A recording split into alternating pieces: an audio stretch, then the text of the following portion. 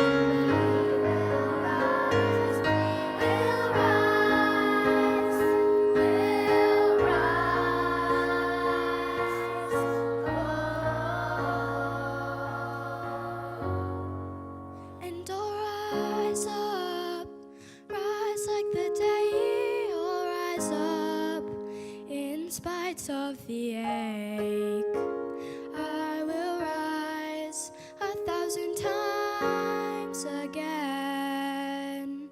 And I'll rise up, I'll rise up, rise of the ache, I'll rise up, and I'll do it 1,000 times again. For you.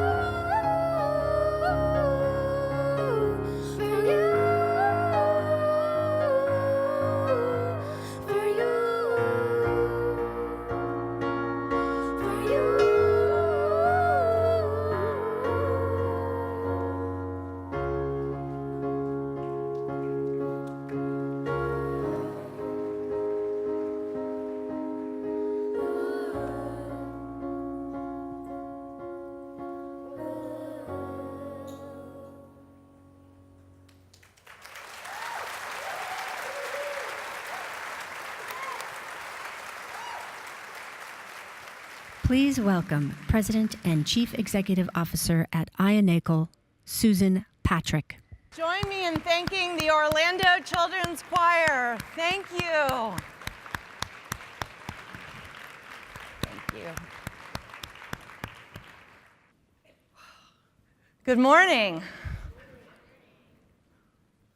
It's great to hear that message reinforced on rising up, and I definitely feel like we're climbing mountains, and we're climbing those mountains together here. Let me start by welcoming you to the iNACOL Symposium 2017. Our mission is to catalyze the transformation of K-12 education policy and practice to advance powerful, personalized learning models.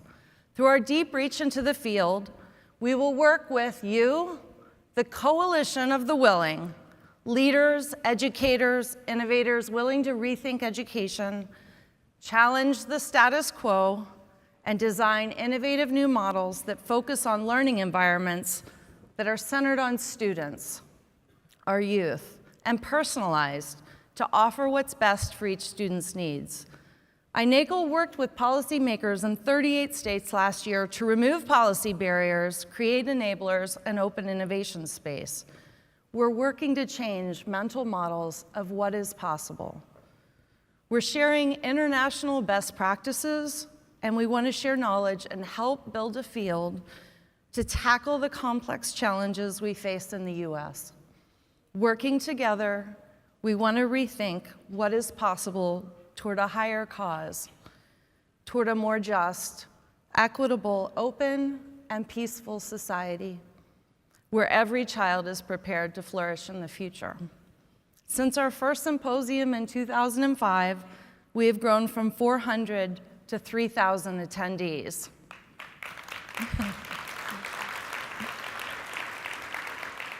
Mostly, I am so grateful for the important work that you are undertaking. I want to make sure that you give yourself time to reflect on this work over the next 2 days as you learn from each other. You are surrounded by experts, by resources, by friends, colleagues, and people who are activating, changing, and transforming what is possible in K-12 education. Re-energize. This is a community of inspired, humble, and committed professionals. Challenge yourself to share, to listen, and stretch your own thinking. It's absolutely urgent that we get people thinking differently about what is possible in K-12 education. It took Finland 40 years to refocus on the changes needed in their system in the long term, and now they have the highest performing education system in the world. Alberta and British Columbia, Canada have made major changes over the last 20 years. Nations like Estonia have made significant strides in the last 15 years. We must commit to transformation in the long term. In research on global education systems internationally, there are emerging principles for a future-oriented system, including personalized learning and new views on equity, diversity, and inclusion, challenging one-size-fits-all models and promoting a culture of continuous learning, continuous improvement, with new kinds of partnerships with communities. Schools are no longer siloed from communities. In our research, we see sub-themes asking what is the role of current and emerging technologies, blended and online learning opportunities for resetting boundaries on time, place, and connectedness, and the role of collaborative practices and supports. International thinking in the last 20 years began to seriously examine questions about the role and purposes of education. In the United States, education policy is focused in states with strong local control. The transformation is only going to happen with communities driving questions about the role and purpose of education to build demand for states to change. Communities will drive this change. What are the goals and purposes for our education system? What are the goals and purposes in your community? What do we want our students to know and be able to do? How do we know our students have learned and applied knowledge and skills in meaningful ways? We are witnessing a movement to learner-centered models, designing education systems that are fit for purpose and based on learning sciences for how students learn best. We must take positive and strong strides with creative and collective action. This will happen with all of us, with each of you and your communities leading this change. There is real pent-up demand. I've seen it as I've traveled across the country. The pent-up demand is coming from our youth, our families, our communities for new student-centered models. A competency-based education system ensures mastery before advancement and is fundamental, foundational to personalizing learning at scale. There is growing momentum to modernize. In the next 5 to 10 years, the future of jobs globally is changing dramatically. 60% of occupations will have at least 30% of their activities automated. Humans will need to focus on what humans do best.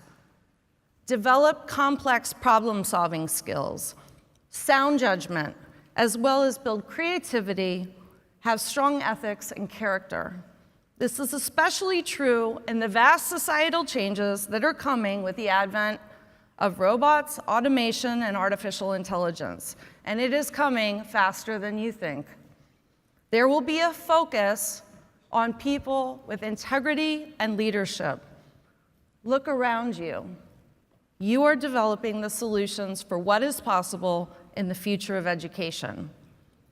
And for policymakers, there are opportunities in the Every Student Succeeds Act to provide state education leaders and local communities with more autonomy and flexibility, challenging them to redefine purpose, new definitions of student success, more holistically, move to better measurement of learning, provide new runways for thinking, approaches, designs for authentic learning and assessment. Authentic assessment.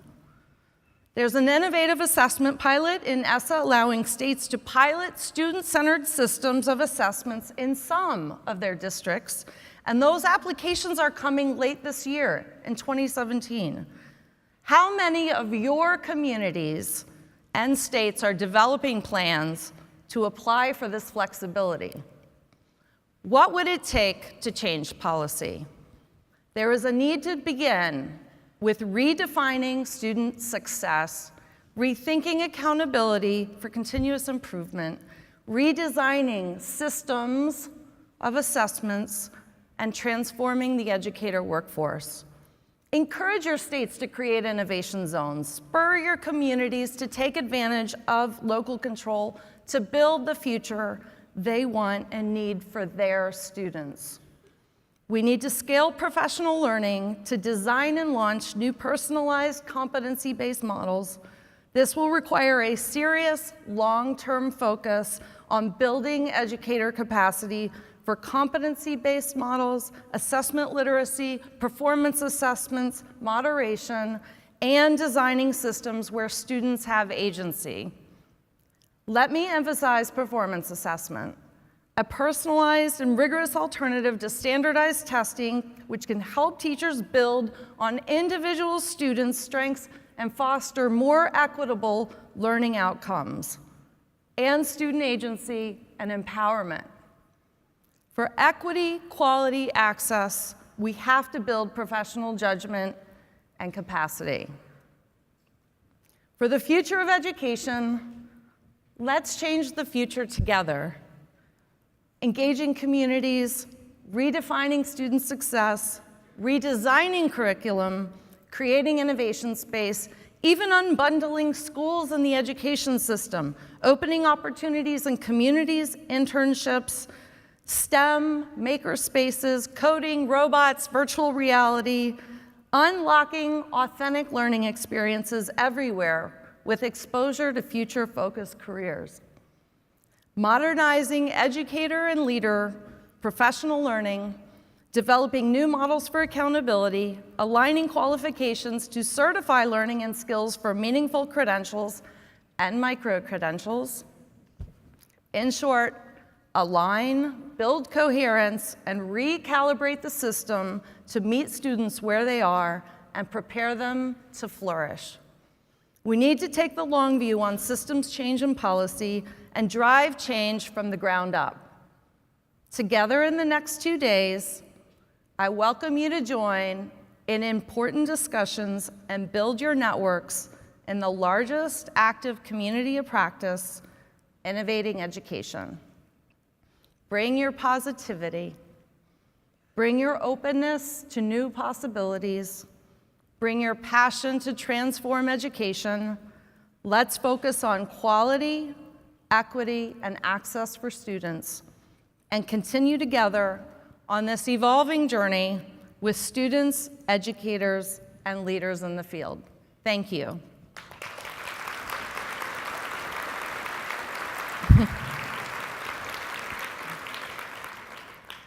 Now, you've asked for inspiration from leaders and practitioners engaging in leadership across the field. Today's TED Talks do just that. To share their journeys into what is possible, we have 3 keynote speakers this morning: Kara Bobroff, Diane Tavener, and Bror Saxberg. Kara Bobroff is a lifelong educator and leader with more than 25 years of experience serving her community. She's the founding principal of the Native American Community Academy, now an award-winning public charter school dedicated to Native American student success. Under her leadership, NACA has been recognized nationally, and as I visit people internationally, they refer back to Kara's work at NACA as an international exemplar.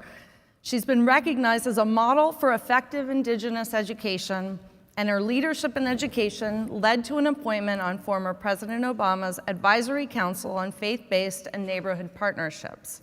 Under her leadership, NACA has been recognized as a model by the New Mexican Indian Education Subcommittee, as an exemplar by the National Association of Secondary School Principals as a breakthrough school, one of 10 schools in the country for its ability to promote high achievement, serving a large number of students living in poverty. Teach for America as a school to learn from, for delivering an excellent learning environment, and as an Ashoka Changemaker school for its work in developing empathetic leaders.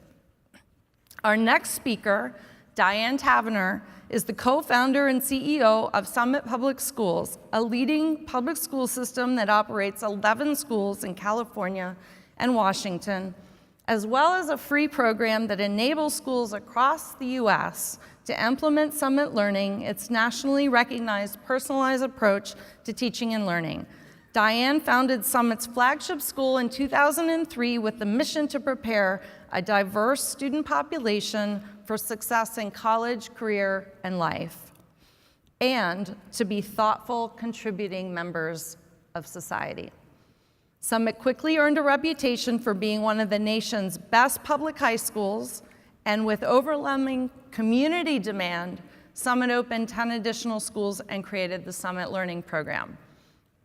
Our final speaker, Bror Saxberg, is the Vice President of Learning Science at the Chan Zuckerberg Initiative and is responsible for CZI's thinking about how to expand and apply learning science results and good learning measurement practice at scale to real-world learning situations across the full span of learning, pre-K, K-16, and beyond.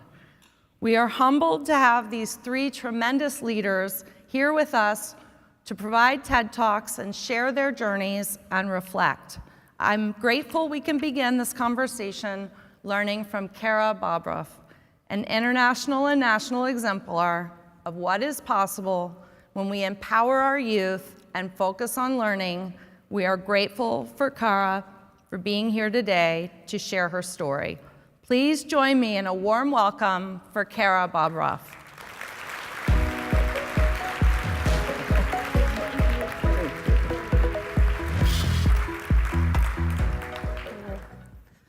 Good morning. It's great to see you guys. Good morning.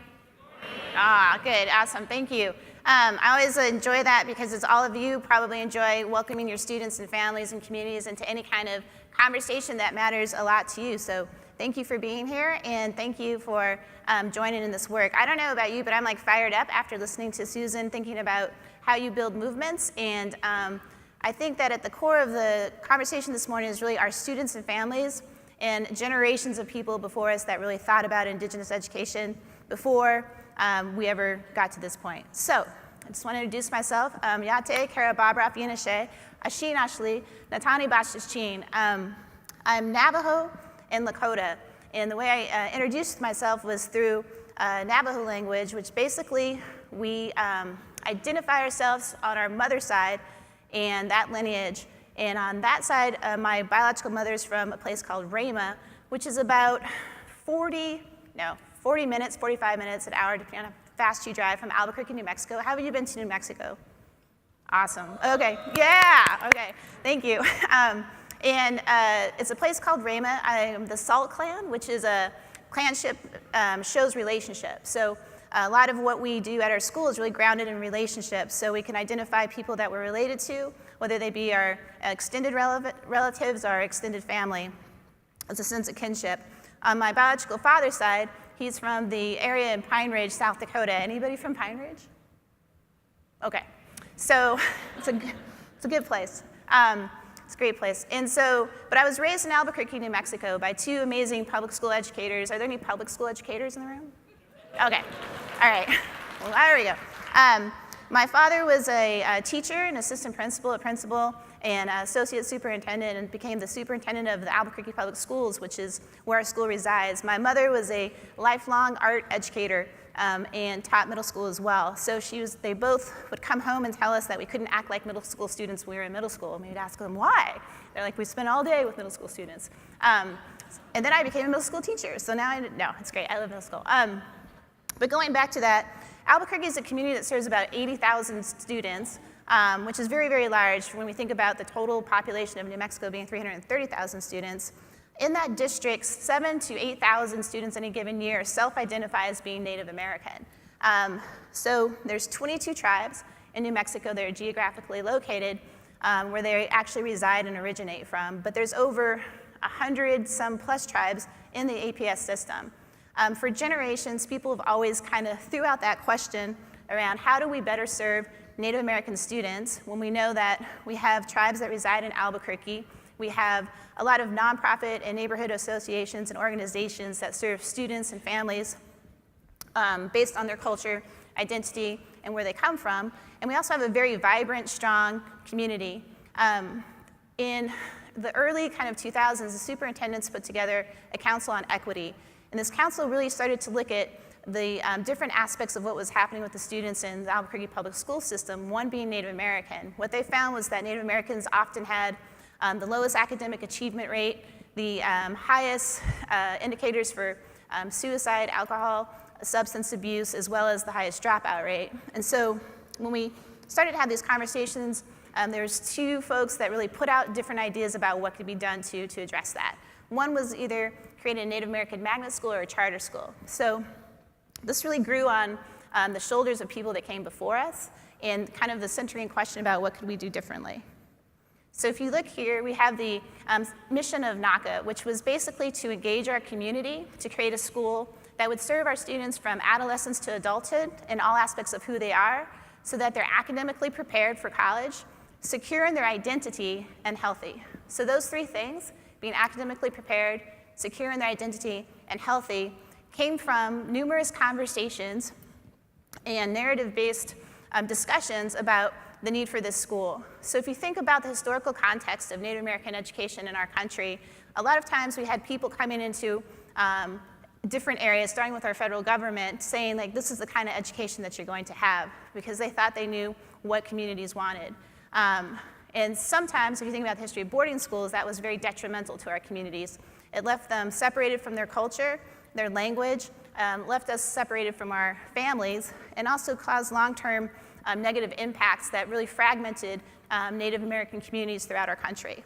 So, going back to how we started our school, a group of Indigenous women, me being one, had the opportunity to come together to really talk about, is this something we wanted to move forward? In those discussions, we asked a simple question, is there a need for this school? So kind of working with our community to think about, do we want to do this? Second was like, what are the things that we know that are working for Native American families and students in our city?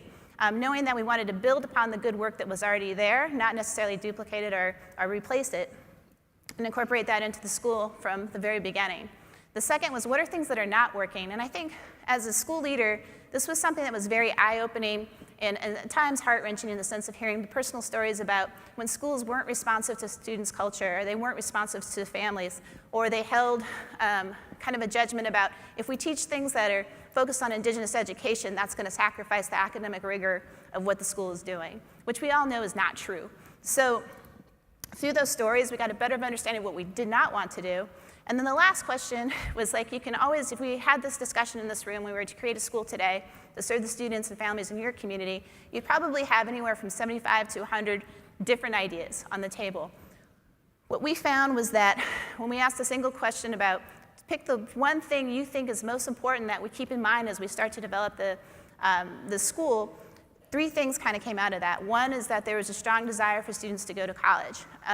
My grandma was probably one of the first to actually achieve going to college, going all the way through college, and then getting a kind of a higher level degree. And a lot of us are in that generation of where our grandmothers were the first to do that in the 60s and 70s. If you think about the civil rights movement, all the things that were going on, that was the very first generation. Education's only been in our community for about 100 years in a formalized way, really.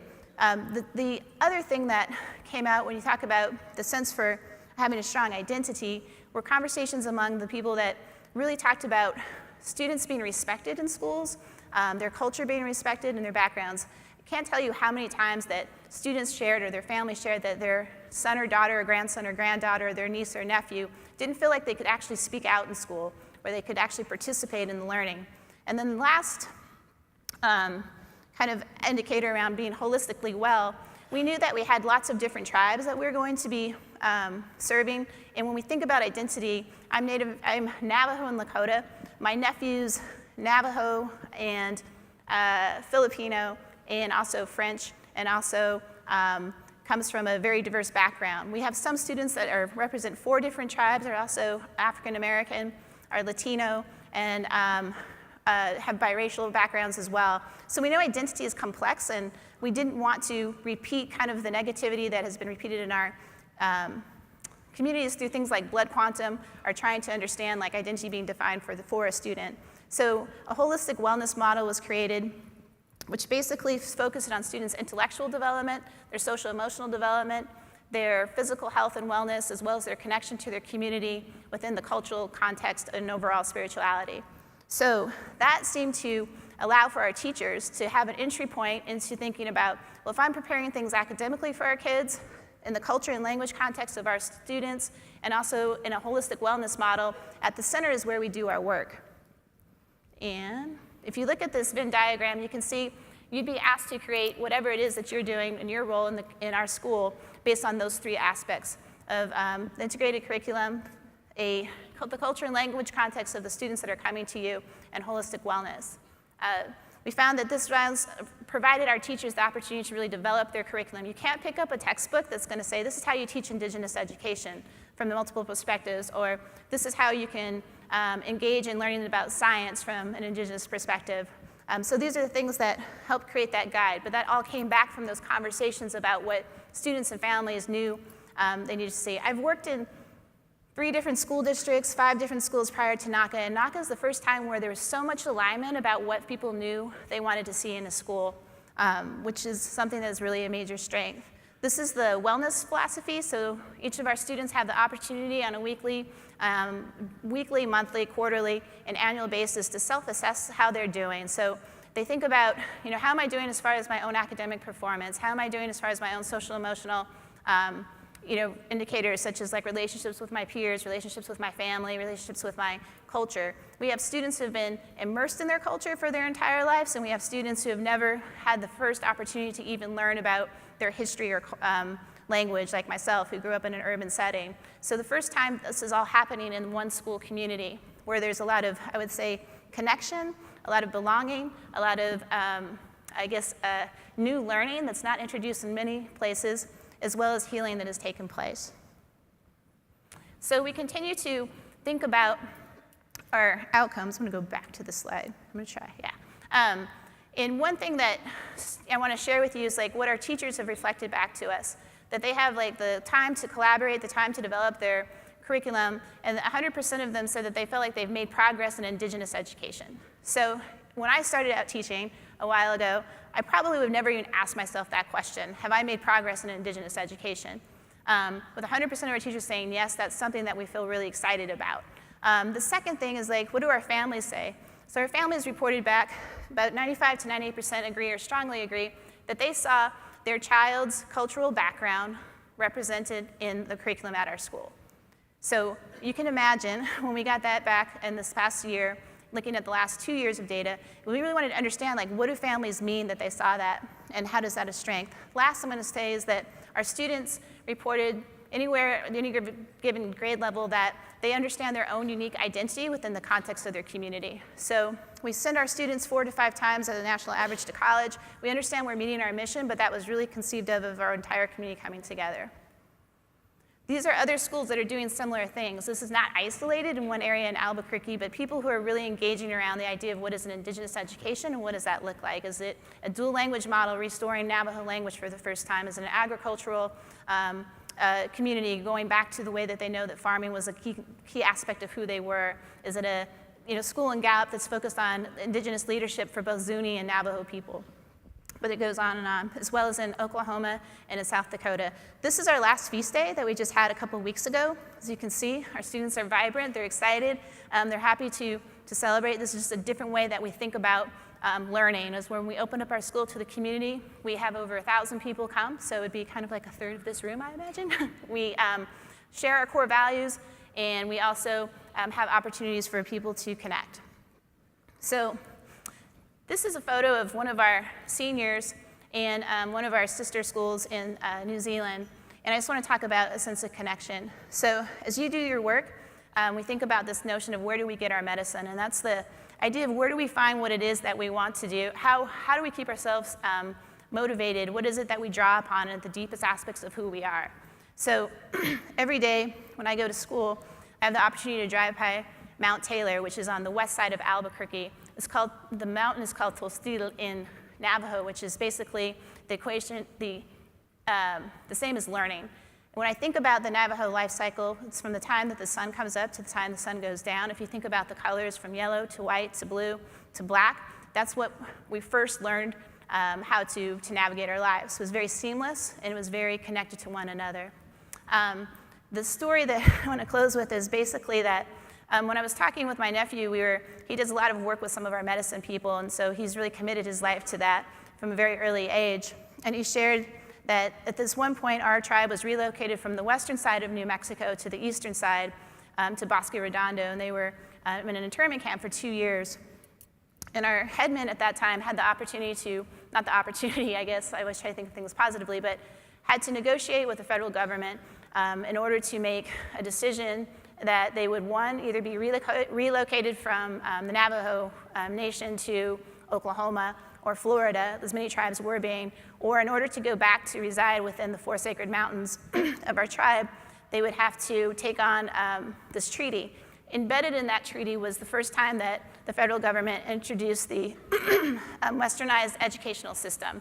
And so the Navajo headmen were interacting with an interpreter who was interpreting Navajo to Spanish, Spanish to English, and then English to Spanish, and Spanish back to English.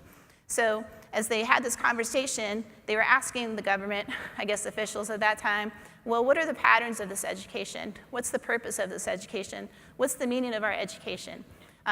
They share that. I think some of the things that are actually in that treaty are like, you'll have 1 teacher for 25 students. So if you think about people making decisions for other communities about how their children will learn, how their children will grow and develop, I think it's essential to think about what are the things that we want to see in an education system.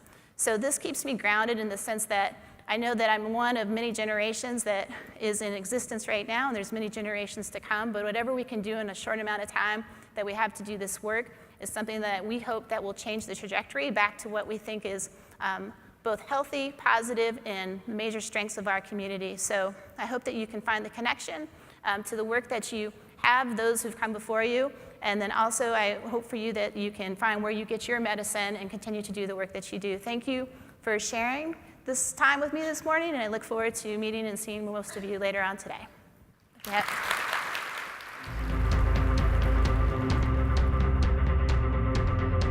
Please welcome CEO, Summit Public Schools, Diane Tavener.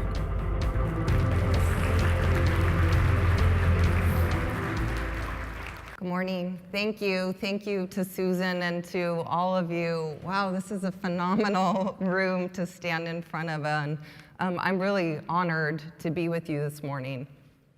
I believe that schools should equip every child to live a fulfilled life.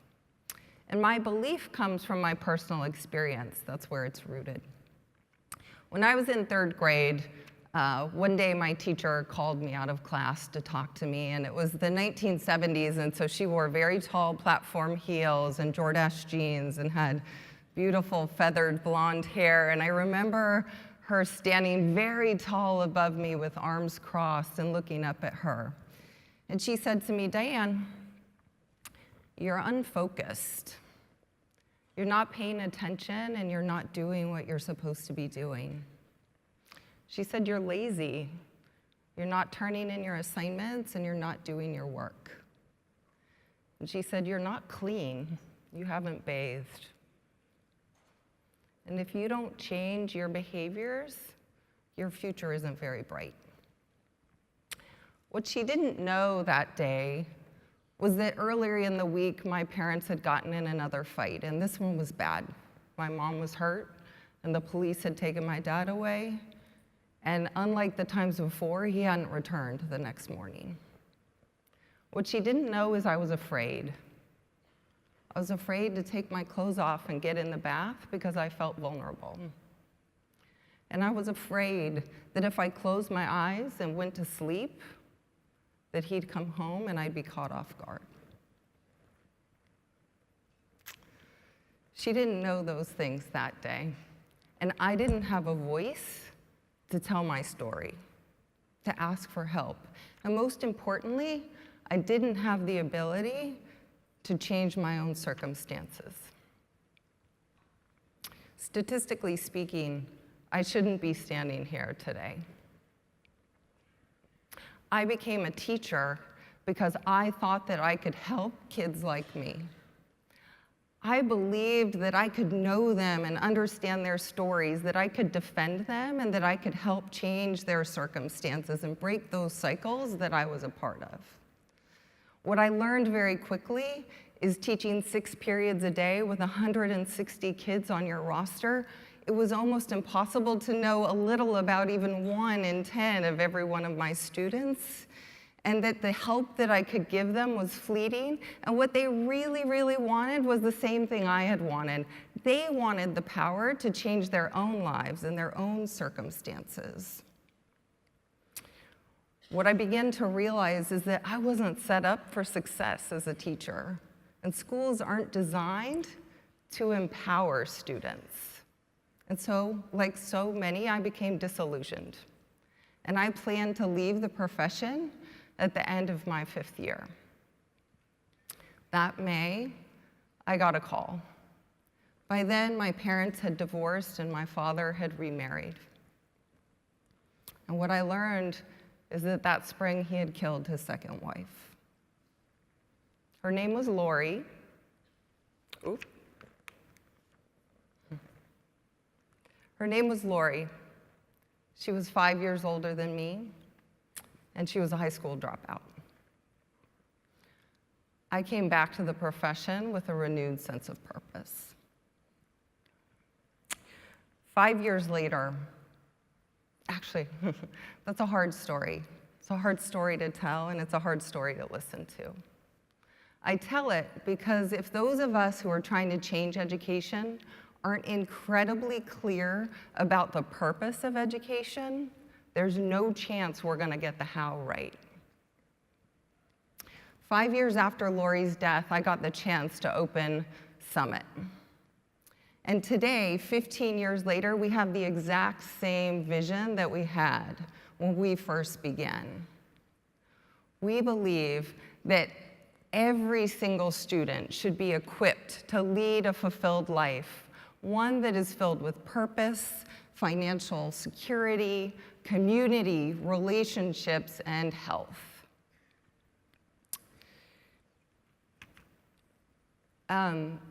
Schools that are going to equip every child for this life have to have high and expanded expectations for the outcomes that we're going to achieve for students.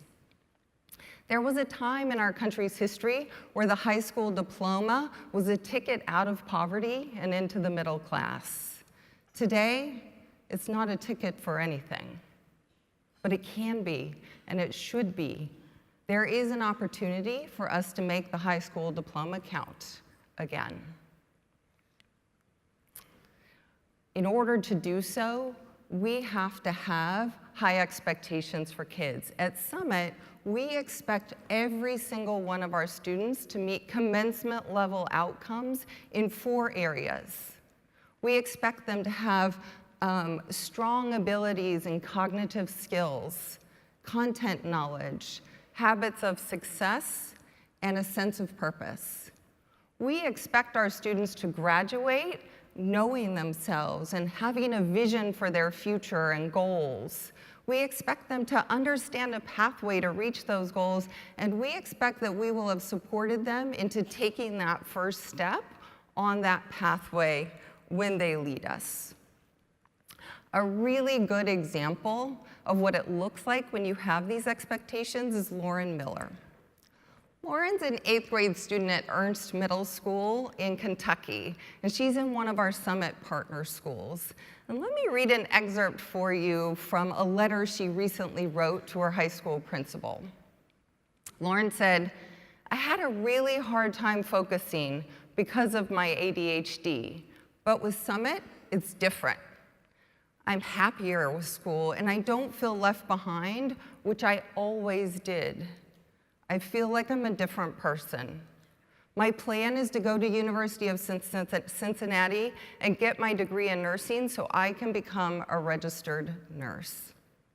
What makes Lauren's story all the more powerful is that her mom, Angie, talks about what her life was like before she joined Summit. It was the hardest year. School had become so overwhelming that Lauren fell into a deep depression and was hospitalized for 2 weeks. If you will, imagine with me for just a moment, what if our world, what would it look like if every single student had a school that so well suited them in the way that Summit suits Lauren? Just imagine that for a minute. What would the world look like if every child had the school that worked for them, that they deserved, that helped them realize their full life? What would the world look like? At Summit, we're bringing that vision into reality. The Summit Learning Community today is 11 Summit schools in Washington and California. And it's over 300 schools in 40 states across the country who are partnering with us in the Summit Learning program. Those schools are primarily traditional public district schools. They're in urban, suburban, and rural environments, and they're serving over 54,000 students today. In 2 years, we've grown to be the largest personalized learning network of schools in the country. And I know that together we're going to achieve this vision. I know it because I get to see students like Lauren every single day and see what happens when you create learning environments that support them to achieve the outcomes we know that they are capable of. That said, I also know that designing schools like this is serious work, and it's hard work. And as a profession, we collectively have a lot of knowledge about the science of learning and about what works in schools and what it takes to actually create these environments. What should happen for us to move the field forward and to serve all kids is that we should be creating innovations on the edge of that knowledge. We should be designing environments that are on the edge of that and pushing ourselves forward. Unfortunately, too many efforts to redesign schools and classrooms and lessons happen back before that edge of collective knowledge. That's where most of the improvement efforts are happening. Now, why is that so? It's not because people aren't well-intentioned and they're not doing their best work. The reality is, for those of us who've been teachers and principals, we know that our days are consumed with serving our kids, with supporting their needs, and with running schools and classrooms. And so the work that it takes to make this happen becomes incredibly difficult and pushed to the late hours of the evening and the weekends. We also know that we aren't learning scientists for the most part, and we aren't engineers, and we don't have the time and the resources that are required to do this really serious work.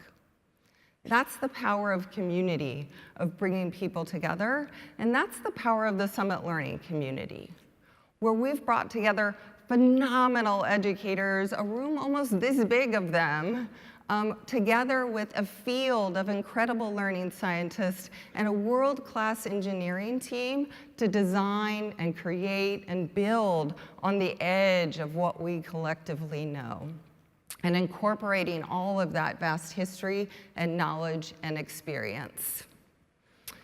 In addition to that, we have created a community of practice that what they design is shared, and shared so every single student can benefit, and a mechanism for doing that sharing. And finally, everything we share is free, which means that every school in the country can have access to tools and resources and what the community is developing to build schools that are local and contextualize and honor their community.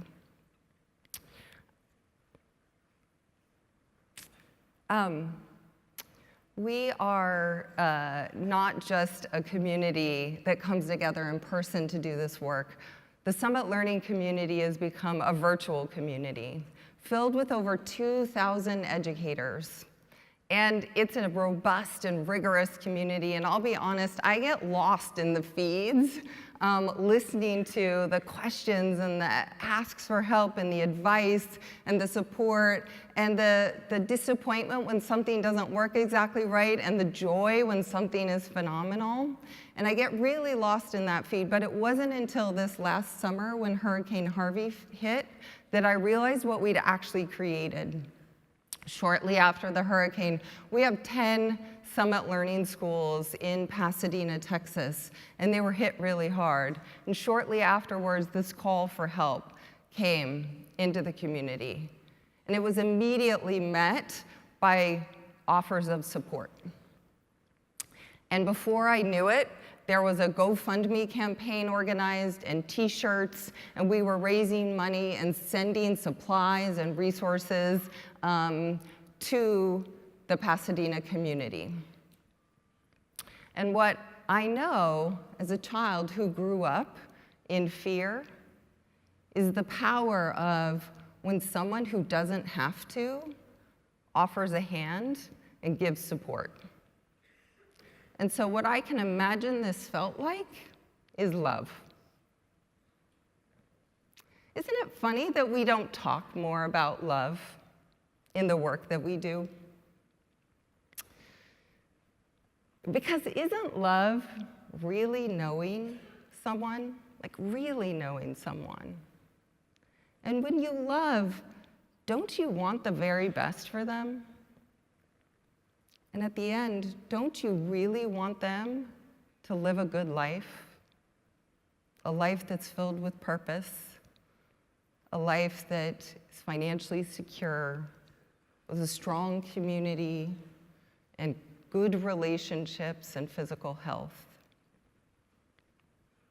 And so I wonder, why don't we talk about love?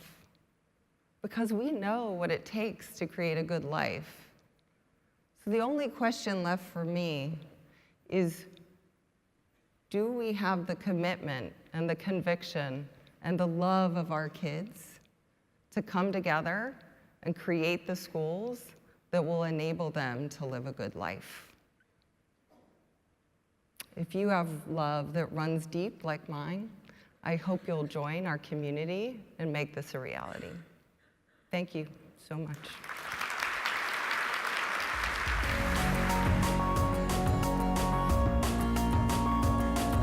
Please welcome Vice President Learning Science at Chan Zuckerberg Initiative, Bror Saxberg.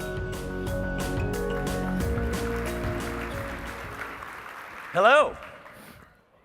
Hello. There we go. I love working with Diane Tavener.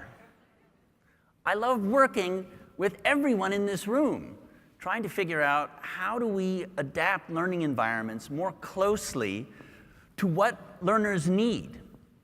What I'm going to try to share with you in the few minutes we have together is why this is not merely a fashion statement, why this is not simply a fad around learning, why this is actually grounded in how learning really works. So rather than, hey, this year it's personalized learning, next year it'll be lectures, and who knows what it'll be the following year, this is something that needs to stick, because it's about how our systems actually work.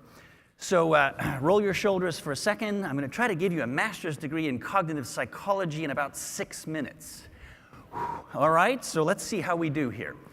So the way, and there's been lots of work on this over the last 40 or 50 years, there's pretty much a good consensus about how learning and expertise function in human beings. So you have audio signals and visual signals that come into what's called working memory. That's kind of the first stage. Now, working memory has a couple of interesting and in some ways frustrating characteristics. It doesn't hold things for very long, and you'll notice that yourself. You can't sort of keep track of many things at once, and then you realize you'd forgotten something. It's also a place where the audio and visuals working together can give you some great benefits, but you have to have them work together the right way. It's also where your verbal self lives, so your talky part of your mind. So you're listening to me, and if I start talking in a high, squeaky voice, and you're thinking this is a very strange human being, you would be correct in that. But that place in your head where you are talking is in working memory. It can't have too many things going on at once. It's actually quite slow to do work. It's error-prone. It makes mistakes. But it is where the most difficult and flexible problem solving is taking place. It is where the hard things come first. It's where learning has to start. Now, if this is all we had to work with, we wouldn't be able to do very much. Fortunately, working memory is very closely supported by long-term memory. Long-term memory has some very different characteristics. It's long retention, no surprise given the name. It has an almost infinite connection to working memory so that it can offload all kinds of processing. Long-term memory is where things get recognized.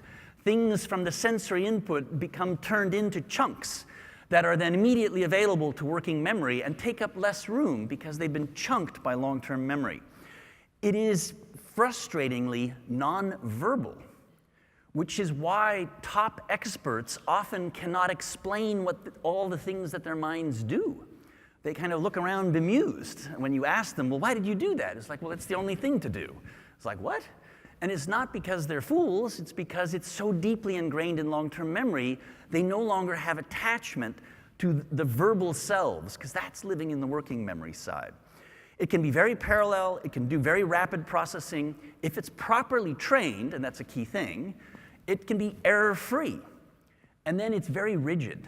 It works exactly when it works, but it's not very good in those flexible circumstances. So let's try a little quiz here, because it sounds really weird, right? It sounds like, what, there's two things in your head? What's going on here? Who here drives a car? Raise your hand. Okay, so this is now the awake test, and we are there. Good. Who here has had the following experience? You set out for place A, and then you begin thinking about work and life and family and iNACOL, and you look up, and you're at place B instead. Raise your hand. Raise your hand. Raise your hand. Okay, look around. You're not crazy, not for that reason. Okay, there you go, right? So if you're like me, you just kind of, yeah, oh gosh, here I am again. It's usually a Starbucks for me, and so you got to pull back and get out, and off you go. You don't think about it. But think for just 1 second.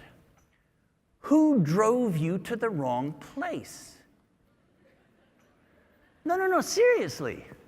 Who was in charge of a ton of metal for 5 minutes, 10 minutes, 20 minutes, going 30, 50 miles an hour? And now when you're driving home tonight, look on the freeway, look left and look right. Who's driving those cars? It's not going to be who's going to get out at the fender bender, right? Well, the cognitive psychologists have found this is a characteristic of all expertise. There are major components, complex components, that can work completely in long-term memory without any need to draw on working memory at all, allowing you to plan your summer vacation while you're driving to work, for example, or driving to Starbucks in my case. So, but what's interesting is the goal of education is not to drive everything into long-term memory. One of the goals of education is to get the right things into long-term memory. You have to have stuff in long-term memory to allow working memory to do its complex work. So you can drive and plan your summer vacation, but you cannot write a persuasive essay and plan your summer vacation at the same time. You cannot. And it's because writing a persuasive essay is always a complex task. No matter how much you are able to do in long-term memory, whether it's the grammar or a paragraph or a nice sentence or whatever it is, thinking about the audience, the messaging, the argument you're putting together is always going to draw on working memory. So a lot of what education should be about is how do you get working memory and long-term memory working together? The right things end up in long-term memory, but working memory works together. So everything I've said to you now is really about cognition, the cognitive side of learning. But there's another really important dimension of learning that you've been hearing about already this morning, and that's the motivation side. What is it that gets people to get going on learning? What is it, we're after good results of various kinds, good work results perhaps. We're after fluencies and ease at doing various complex tasks. Well, to get that, you've got to start, persist, and put in mental effort. This is the way cognitive psychologists talk about motivation. They talk about it as starting, persisting, and putting in mental effort. You'll notice liking what you're doing is not on that list. It's actually really important because like with your muscles, if you start, persist, and put in mental effort on well-designed activities, you will change your brain, right? Now, liking is one of the things that comes into play, but it's not actually necessary, just like it's not necessary for doing weights in the weight room. So we had a very good cognitive psychologist, Richard Clark, do a scan of literature about motivation and what goes wrong. And he came up with a kind of a nice 4-part model of what actually goes wrong with starting, persisting, and putting in mental effort. The first thing that goes wrong is you don't value what you're doing or how you're doing it. So you're a dancer in a math class. What am I doing here? I'm thinking about Swan Lake. And there's got to be a linkage. That's what the good teaching, good work on setting context does, is to explain why would a dancer need to understand algebra? Is it a dance foundation? What is that connection? Second thing that goes wrong is a self-efficacy problem. So I'm another dancer in that same math class. I just can't do math. I'm convinced I can't do math. So if you bustle over to me and explain to me how important it is for my future in dance foundations, you're just making me miserable, right? Because I get how important it is, I can't do it. So the correct treatment for that motivation problem is very different. It's about, yes, you can do math. Let's back it up. Let's figure out where the gaps are. You can actually get there. The third thing that goes wrong is you blame something in your environment. I can't understand the teacher. I can't understand this textbook. Or really popular among all professionals, and as well as learners, is I don't have time. I don't have time. So then I don't start, I don't persist, I don't put in mental effort. But again, the solution is different. You have to problem solve with the learner to say, wait, let's look at your calendar. Let's find time. So you understand this textbook. Let's find you other materials. So you can problem solve around that. But again, that's a very different issue than the other two. The final one that Richard Clark found was negative emotional states. If you're angry, depressed, scared, anxious, it's hard to start, persist, and put in mental effort. And that, again, requires completely different kinds of approaches. So the thing you'll notice about both the cognitive aspects I talked about and now the motivation aspects I talked about is indeed how individualized these are. 2 dancers in that math class, 3 dancers, 4 dancers, they might each have a different motivation problem. There is not a single solution to be spread across that class. You've got to understand what's wrong, what's in your way, and then treat that. And in the same way, on the cognitive side, what's already in your long-term memory? 2 kids looking at a blackboard, and up the teacher writes, ax squared plus bx plus c equals 0. One kid is thinking, oh, my life is over. I hate quadratic equations. I know exactly what she's going to do. She's going to ask me to factor it. I hate factoring polynomials. My life is over, right? The other student is looking at this and says, why are there letters and numbers in the same sentence? They are having the same sensory experience, but completely different cognitive and emotional experiences. You cannot treat those 2 students as if they were the same. So this is a cognitive science, neuroscience underpinning for why learning has to be personalized. And I'll offer this as well. It sounds intuitive, but our intuitions don't work very well. So I used to work at Kaplan. This is some work we actually showed at AERA, so I'm not telling a tale out of school here. Kaplan, very good at test prep, very good at prepping for the LSAT, the law school admissions test. Some of you may have taken it. There's some really nasty logical reasoning problems on that. Some of you are getting hives now when you remember studying for this. I mean, trust me. Whoa. Kaplan was very good at training for that. And so when multimedia came along, well, it was obvious. Let's just make a video of the Kaplan way for handling complex logical reasoning problems. How hard can this be? They put it together, and they said, our work here is done. One of the folks who knew something about cognitive science said, wait a minute, that's not going to work, and thought, these things are complex problems. They overwhelm working memory. What's needed is to give students some worked out examples ahead of time. That's what the research says. Everybody laughed at him and said, no, video's great. Everybody loves video. It's engaging. They ran a randomized controlled trial. So here what you see are the results. On the right-hand side are no instruction whatsoever. The next bar over there, this is what a test prep company never wants to see. It is with the fabulously produced video. Now, I'm not the marketing guy, and I wasn't then, but Kaplan, worse than nothing, doesn't appear to sell. I mean, I don't know. I mean, you guys decide, right? So the good news is the 2 on the left are both using worked examples. We gave 15, we gave 8. We didn't know, which ones were better. And those are both statistically better than the 2 on the right. So that's great. And I would say on the 2 on the right, it turns out statistics show that those 2 are the same, but Kaplan, as good as nothing, that still doesn't sing to anybody, right? So win for learning science. But one more piece of this that's really exciting is look at the amount of time that it took. The lovingly crafted video and workbook took an hour and a half. The one that was the most efficient was 8 minutes of work. 8 minutes versus an hour and a half. And it actually led to statistically significant improvements in the performance.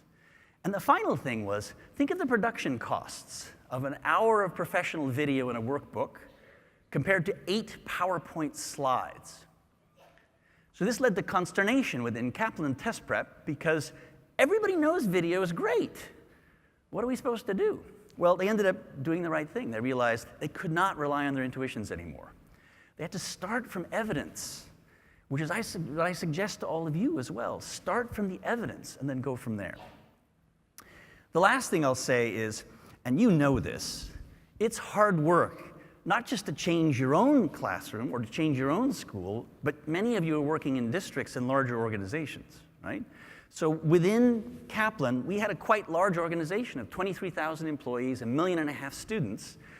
And the way we got at that was to say, let's first expose everyone, in a sense, as I've done with all of you today, to the science and processes and how to make it work. Then we began a systematic process of training the educators, training the instructional designers on what learning science actually says.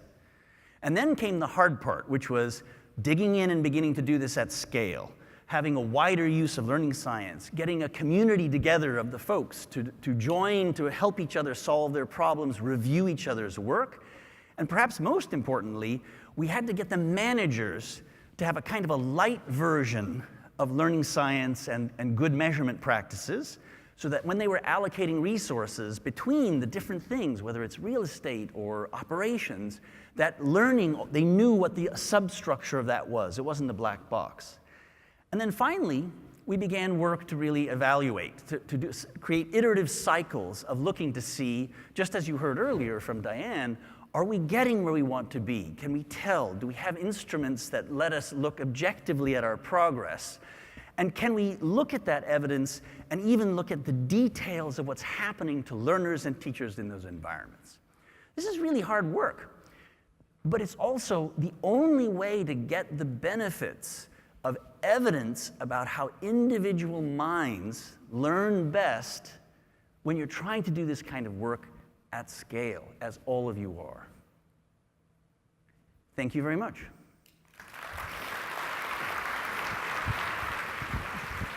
Thank you. Thank you. Yeah, please stay. Please join me in thanking all three of our keynotes today for their amazing TED Talks. And we're going to shift. We're going to shift to a panel right now. Thank you. All right, that's a lot to take in and synthesize. I'm going to start the questions by going to Kara.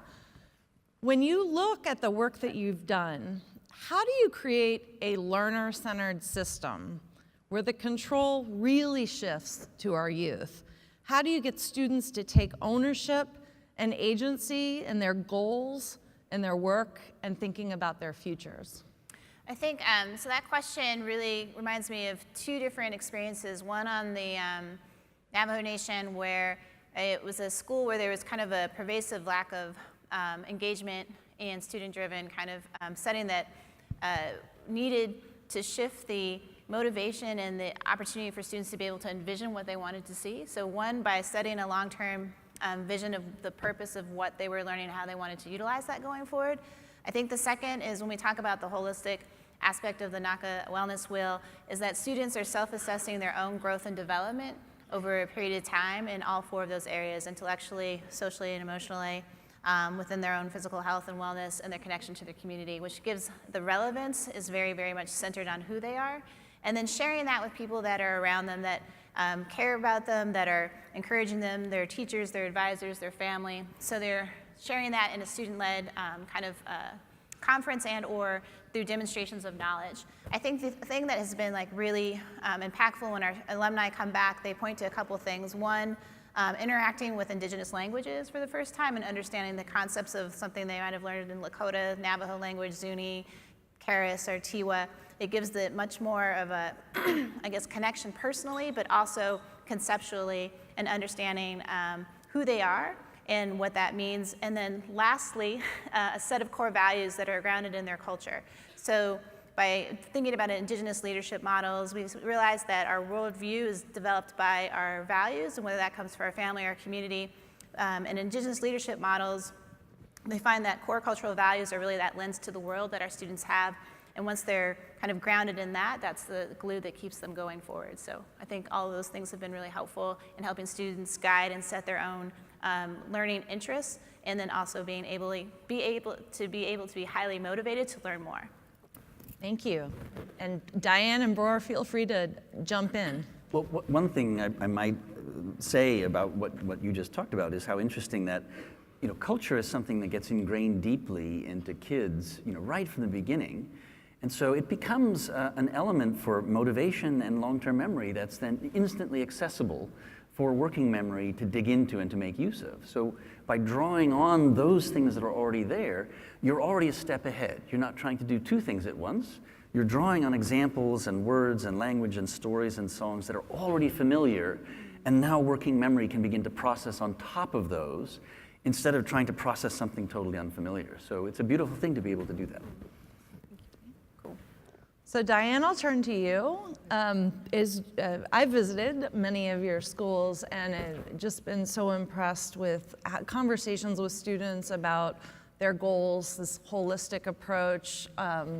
Every student is engaged in their own learning in different ways. Many of them are working in the community, doing, reaching their goals. So if learning is less about what takes place inside four walls of a school building, and in the community or internships, and this is taking a larger role in shaping students' learning experiences and readiness for life after high school in whatever their pathway, the elephant in the room is around how we're constricted by a lot of policies today. So what is important? I mean, you've served as the president of the California Charter Association. What is important in policy and practice for making the shift to learner-centered, competency-based learning models? Yeah, thanks, Susan.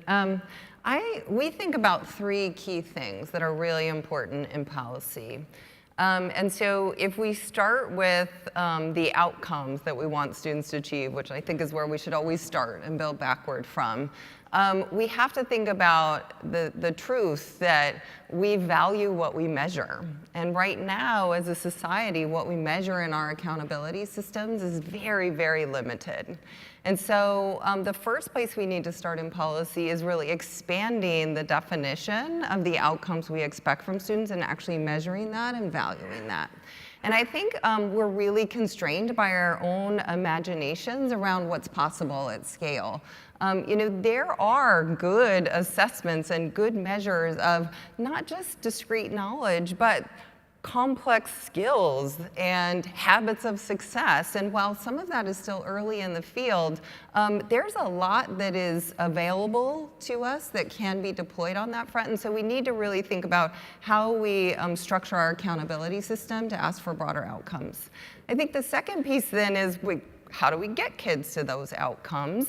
And we need to think about this concept of funding that comes based on seat time and not about competency and not about the actual learning that happens and not about hitting those outcomes. Yeah. And so the biggest constraints we bump up against in utilizing our community and engaging in all sorts of other work is that students aren't, there's this very limited view of when learning takes place and how it takes place and how you're funded. And then the final piece is if we're really going to personalize and know every single learner, we have to find the right balance between protecting each child's privacy and their data and keeping them secure and safe, and making sure that everyone who needs to know the information about them and to have access to that data has it. So the student themselves, their parents, their support system, their teachers, and so we've really got to strike this balance. And so those are the three areas of policy I think we need to work in. Anyone else want to poke into policy? All right. Whoa. All right, Bror, I'm going to turn a question over to you. So what advice do you have for education innovators to focus on learning measures? I mean, I've spent time looking at education systems around the world. No one is doing what we're doing in terms of policy. Literacy and numeracy, absolutely essential, no longer sufficient. So this broader view of what students need to know and be able to do is critical. How do you see the role of measurement, especially with regard to competency-based education and personalized learning? Yeah, I think the key thing is really, what Diane mentioned is this notion of performance-based tasks. There are known ways to do evaluations of qualitative outcomes in ways that are actually quite rigorous, where you can train people to use the same rubric and get the same results. And so you can use them really to give you very strong results to allow you to pursue. And the advantage of that is it lets you look at an integrated piece of work, which is what we want all our children to be able to do, not discrete little pieces of work. We want them to work on entire projects. The other aspect of this that's actually really interesting is not just measures of cognitive capabilities, which is very important, of course, for lots of reasons, but also measurement of metacognitive abilities, your ability to learn and to structure your own learning as a student, and also measures of where you are, socially and emotionally, and your skills with others, but not from a survey standpoint, because look, kids, right? As soon as I know that I'm going to get out earlier, if I declare myself gritty, I'm gritty. Man, I'm so gritty I take a shower every 2 hours. I'm totally gritty, right? Can I leave now? Can I go? And it's like, that's not it. It's not about asking them. What is their performance that gives evidence that, yeah, this is a kid who's persisting? And so how do we get that from, in many cases, our electronic systems where we have that data, or from observations of what's going on, or other things. And all of that is now possible to do. The challenge is just setting them up so that they are well designed and really give us the valid and reliable measures. And just to finish, if we're going to make competency-based learning and these personalized learning environments really work, they have to be grounded on high-quality measures of these characteristics that you all can trust.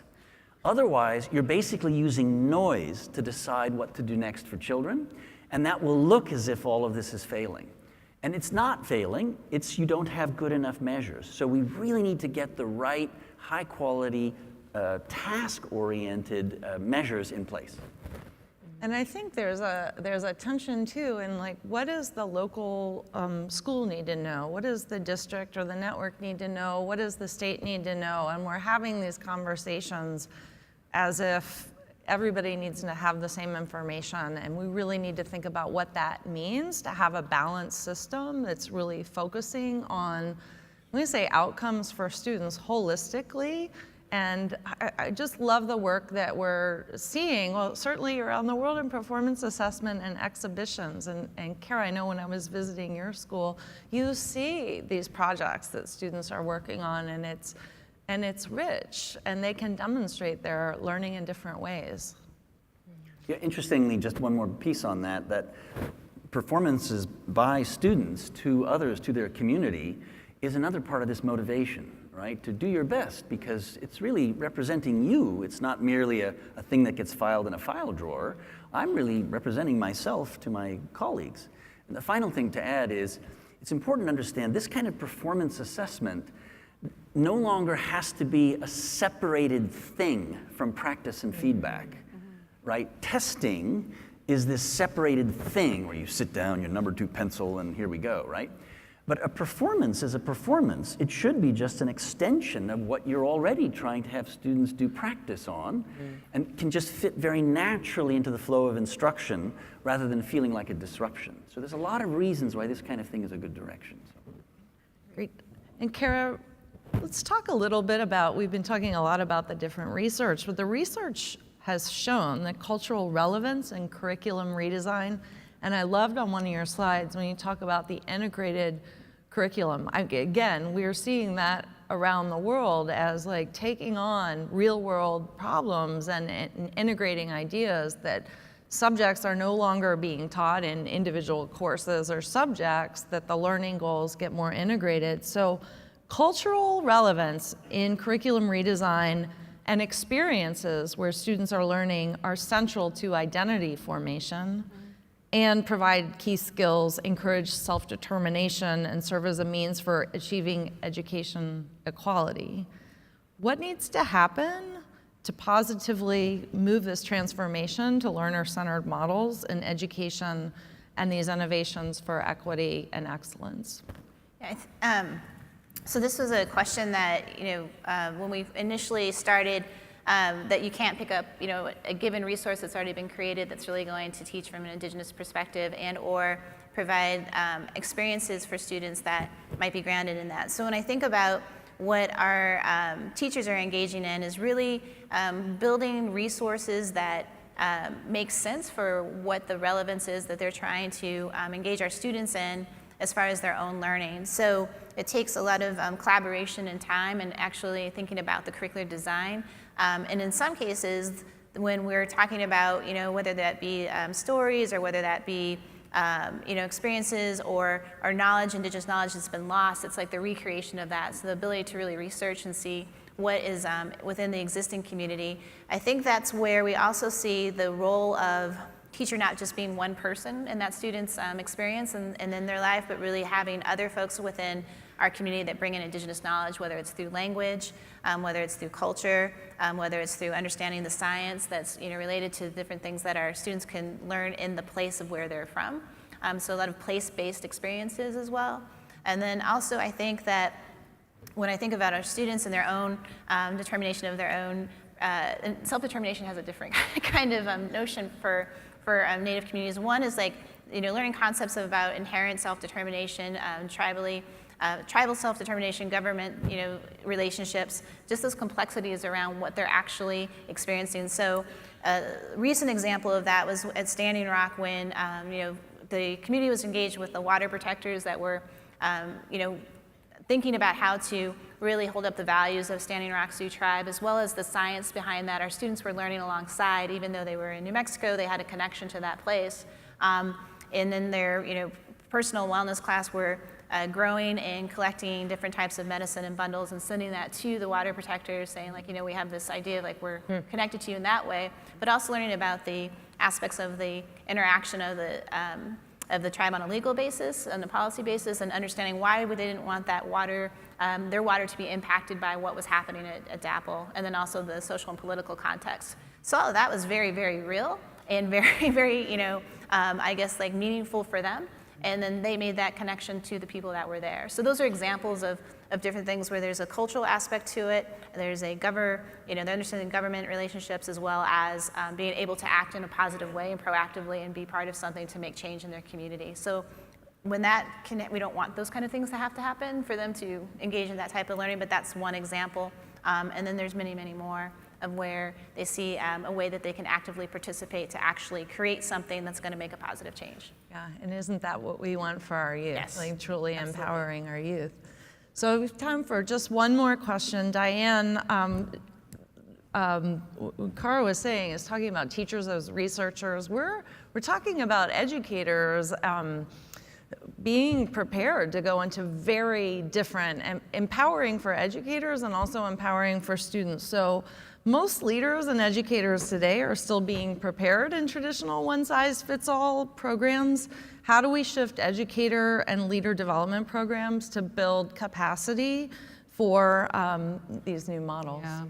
And like most things that we do, we have tried to go to the science and go to the best practice and then start on that edge and then develop and iterate. And so in doing so, we've launched our own teacher credentialing program to sort of figure this out.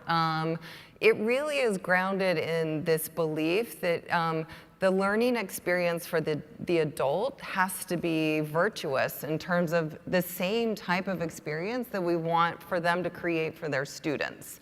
I don't know how we as educators are supposed to sit in a lecture to learn about how we're going to create incredible performance tasks and personalize and all of those things. And so the entire experience needs to be shaped around doing project-based learning and doing and applying our knowledge to those complex tasks and having performance tasks as the outcomes that we're driving for and making it really contextualized to the work that we do as opposed to super generic, like we're gonna somehow prepare a teacher to teach anywhere in any place as opposed to like in your environment or in my environment. And so really that's at the heart of teacher preparation and ongoing training, is that it has to be grounded and rooted in the experience we want them to create for kids and the realities of their teaching experience. Thank you. And last words, real quickly, because we're out of time. Bror? Just echoing what Diane just said, it turns out there's a lot of research that adults are human beings too. And so everything that we know about how to help kids and adolescents in learning applies absolutely to everyone in this room, and even the superintendents and principals and politicians who are sometimes helpful and sometimes Even the not. scientists? No, scientists, no. But other than that, yeah. Diane? No, that's it. Thank you. Kara? I just think, in the cultural relevance question is just creating schools that don't disconnect students from themselves. And so having that seamless nature, I think, in schools is something that's really speaks to that too. Thank you. Before I wrap up, I've got one announcement. We are known for having our Meet the Expert panels outside under the weather. Today the weather is a little iffy, so there's an inclement weather option. And those Meet the Expert sessions will be inside in Oceanic 7. It's in your program for the backup. And we're going to come back together at lunch for 3 TED Talks looking at more breakthrough models for empowering youth, innovations for equity and excellence. Please join me in thanking our keynotes this morning to kick off.